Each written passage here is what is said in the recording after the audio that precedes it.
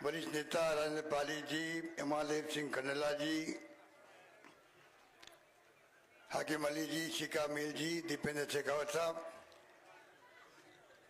और हमारे सुरेश मोदी जी, हेम सिंह शेखावत, बलवान पूनिया जी, हमारे पूर्व विधायक पेमाराम जी, जीवन खान जी, महेंद्र गहलोत जी और सम्मानित मंच, उपस्थित बुजुर्गों, भाइयों और बहनों, नौजवान साथियों,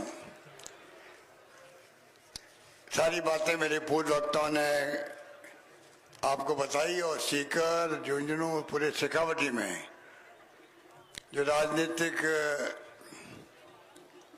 जागरूकता है वो बेमिसाल है।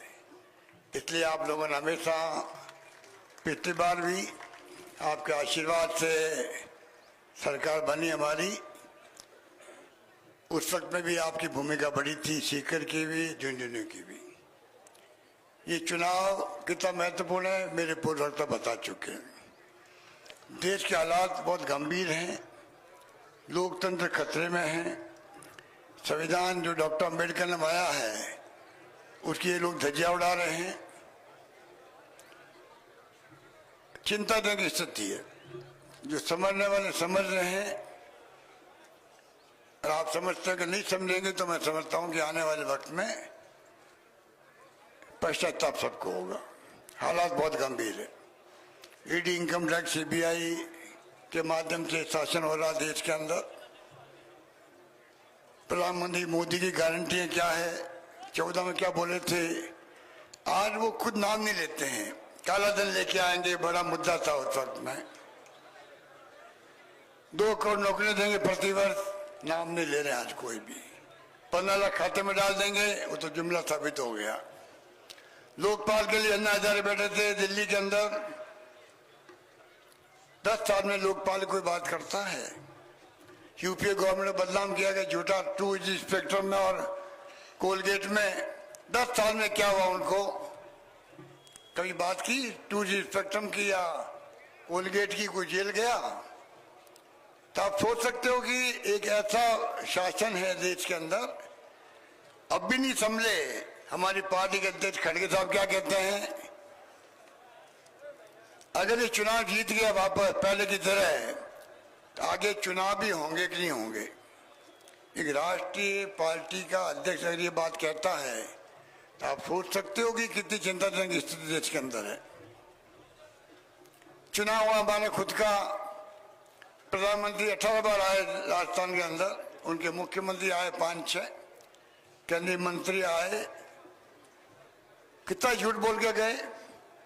हिंदू को 5 लाख दिया, मुसलमान को 50 लाख दे दिया।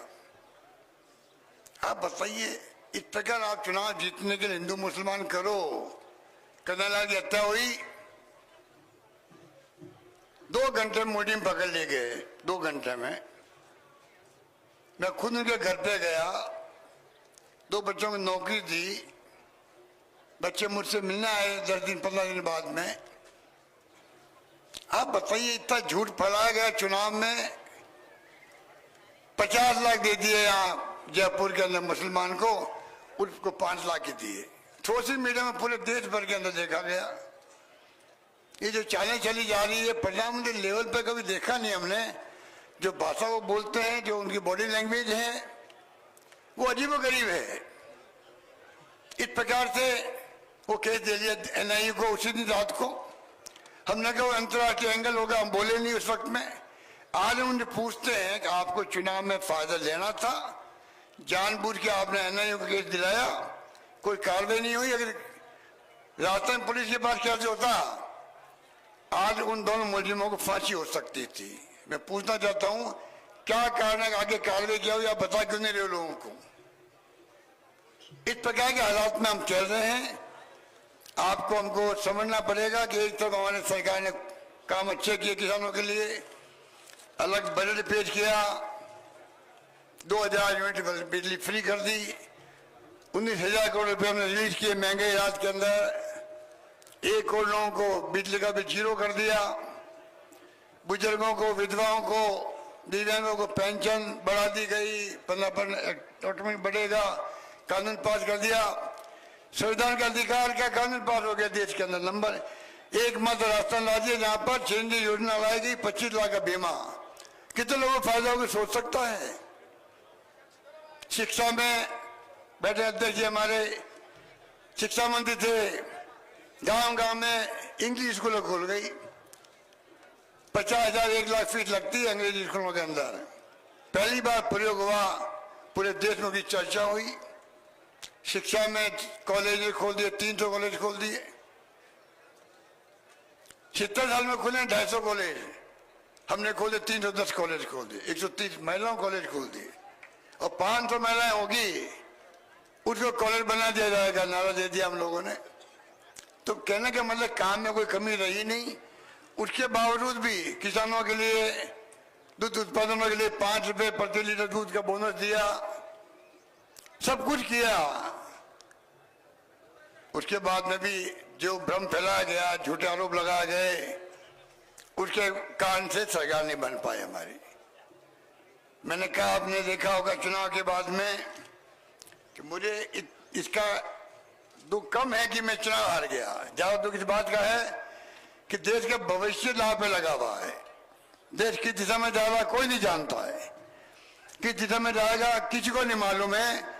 इस खतरनाक मोड़ से हम चल रहे हैं, चाहे नॉर्थ कोरिया हो, चाहे चाइना हो, चाहे रशिया हो, उसी रूप में एक पार्टी के राज हो, चुनाव दिखावे के हों, वो आभास लगने लगे लोगों को, आभास होने लगे पब्लिक को भी। मैं अभी गया भरतपुर में, मेरे पास पैसे नहीं बैठा था ट्रेन के अंदर, वो मुझे कहने लगे चुनाव आगे होंगे कि नहीं होंगे। आप सोच सकते हैं कि आप तो कांग्रेस और सीपीएम लोग के लोग बैठे साथ में, आप समझ सकते हैं कि हालात बहुत गंभीर है। उसको आपको हमको समझना पड़ेगा किस प्रकार से हमें आने वाले वक्त के अंदर चुनौती का मुकाबला करने के लिए इंडिया गठबंधन बना है। मैं भी उस कमेटी का मेंबर हूँ जहाँ सीट शेयरिंग हो रहा था। मुझे खुशी है कि सीपीएम को एक सीट राजस्थान सीकर में मिली है। हम चाहेंगे कि अब मिलकर के इंडिया गठबंधन का इतना सतारा है, मोदी जी को भी, अमित शाह जी को भी, ताबड़तोड़ फैसले कर रहे हैं, आज पार्टी में ले रहे हैं और उसको टिकट देने राज्यसभा का या लोकसभा का। आप देख लीजिए क्या हो रहा। नीतीश कुमार को पकड़ के लेके आ गए। अगर आप अगली बार 400 पार की बात है तो 400 पार है तो फिर आप 500 पार करोगे क्या? आपकी जरूरत क्या इस प्रकार से ताबड़तोड़ फैसले करने की? ये अपने आप में वंदना गांधी ठीक कह रही थी, इतना भय इनके अंदर है, भय है कि आज कांग्रेस नेताओं को तोड़ो, चंदा लो और धंधा दो। वो पॉलिसी चल रही है देश के अंदर। इलेक्ट्रल बॉन्ड क्या था? इलेक्ट्रल बॉन्ड मैंने 2019 में कह दिया था कि ये संस्था का करप्शन है। आजादी के बाद सबसे बड़ा करप्शन ये है। आज सुप्रीम कोर्ट ने कहने के बाद में जबान नहीं खोले बीजेपी वाले, प्रधानमंत्री शब्द नहीं बोलते हैं। ये भी उनका एक अप्रोच है चुप रहने का। अपना भी मुद्दा है, खत्म हो जाएगा, मुद्दा खत्म नहीं होगा।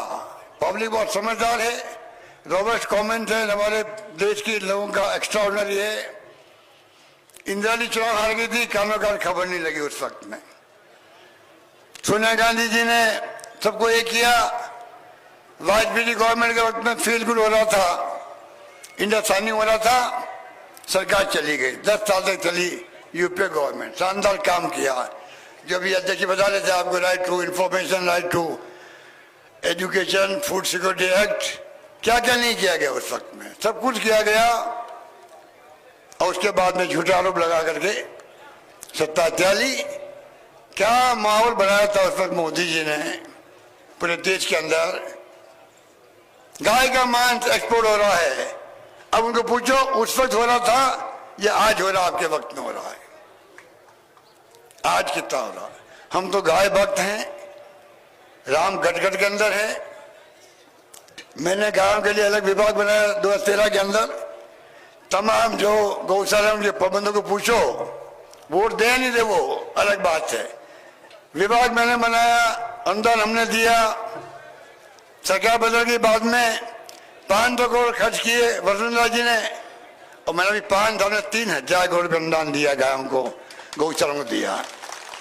ये किस मुंह से बात करते हैं? राम मंदिर की बात करते हैं। अरे लोकतंत्र है, अगर अब हिम्मत है तो क्या नीति है, क्या कार्यक्रम है, क्या सिद्धांत आपके हैं, क्या प्रोग्राम आप देना चाहते हो गरीबों के लिए, गांव के लिए, दलितों के लिए, पिछड़ों के लिए, वो बताओ आप। वोट उसके अलावा मांगो। और बेरोजगारी कितनी भयंकर है। राहुल गांधी की यात्रा किस बात के लिए है? भारत जोड़ो यात्रा हो, भारत जोड़ो न्याय यात्रा हो। अब 5 प्रोग्राम दिए गए न्याय के, आप पढ़िएगा जल्दी मैनिफेस्टो आने वाला कांग्रेस का, विस्तार से लिखा मिलेगा आपको। किसानों के लिए क्या है, युवाओं के लिए क्या है, दलितों के लिए क्या है। एक थीम लेके उन्होंने यात्रा करी देश भर के अंदर। कितना भयंकर महंगाई है, महंगाई की माल महिला, हमारी बहनें, माता बैठी हुई जानती हैं। बेरोजगारी कितनी भयंकर है। आपको हमको सोचना पड़ेगा देश किस दिशा में जा रहा, हमारी ड्यूटी क्या बनती है।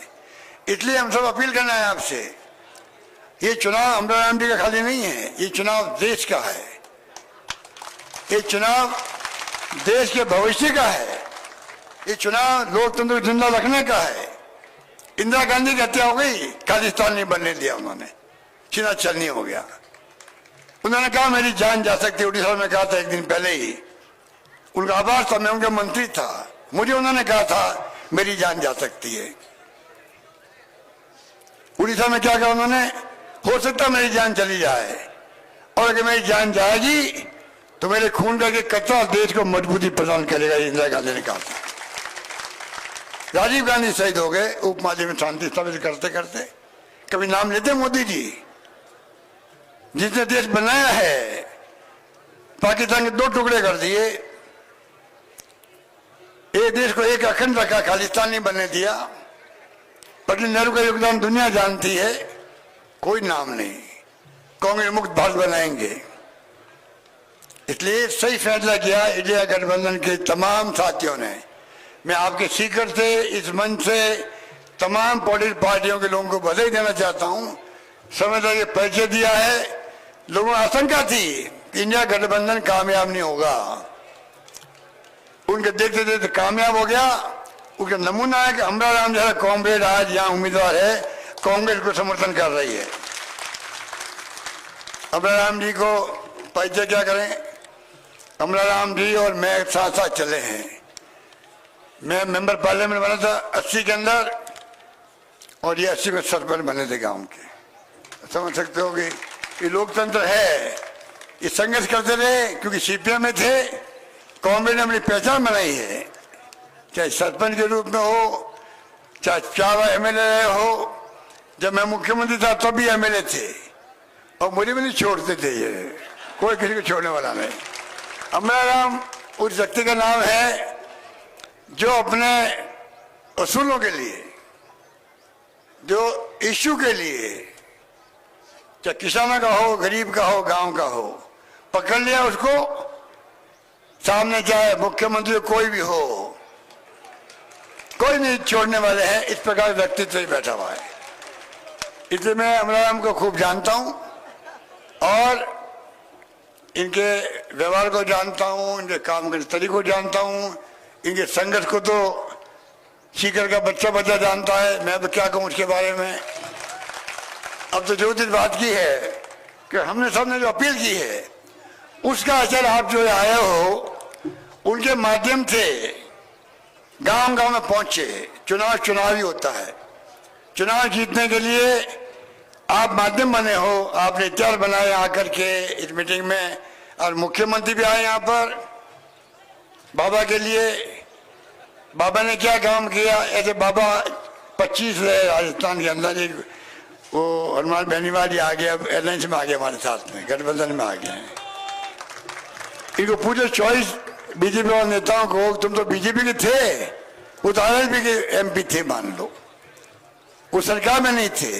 आप 24 जो बाबा थे राजस्थान के, उन 24 बाबाओं ने कौन सी आवाज उठाई है, बता दीजिए मुझे, राजस्थान के हितों की रक्षा करने के लिए पार्लियामेंट के अंदर। यमुना की बात करते हैं, आवाज करने लगे हैं। ऐसे ये ढोंगी लोग हैं कि यमुना का पानी आएगा कि नहीं किसी को नहीं मालूम है।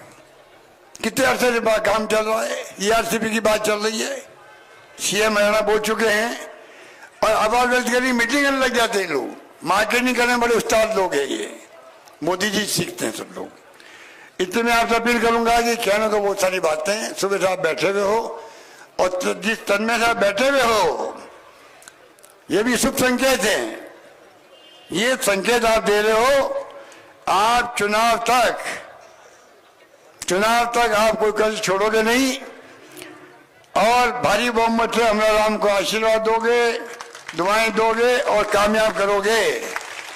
इसलिए मैं आपको बाद में अपील करूंगा, इतिहास बन रहा है CPM और कांग्रेस के साथ में, इतिहास बन रहा है। ये सीट निकलेगी हमारी, माहौल राजस्थान बदल चुका है, लोग हमारी योजनाओं को याद करें। गांव-गांव के अंदर लोगों को पश्चाताप भी हो रहा है, सरकार क्यों नहीं बनी, नई सरकार टेक भी नहीं कर पा रही, अभी वो रिपोर्ट से चल रही है और झूठे आरोप लगा के जीते हैं। इन चुनाव में हम पूछेंगे प्रधानमंत्री मोदी जी से, उन नेताओं को, आप बताइए कि आपने आरोप लगाए थे उनमें सच्चाई क्या, बताइए आप, हम उनसे सवाल पूछेंगे। इसलिए मैं आपको अपील करूंगा कि आपको अच्छा उम्मीदवार मिला है, आपकी आवाज बहुत भयंकर, बहुत ताकत के साथ में गूंजेगी पार्लियामेंट के अंदर। यहाँ की समस्या हो, प्रदेश की समस्या हो, किसानों की हो, मजदूरों की, गरीबों की हो, दलितों की हो, कोई कमी रखेंगे नहीं। ऐसा एक सशक्त नेतृत्व आप देने जा रहे हो। इसलिए मैं आपसे उम्मीद करता हूं कि आप जो आए हो वो कोई कैसे छोड़ना मत और भारी बहुमत से आप इनको जीताओ। धन्यवाद, जय हिंद, धन्यवाद।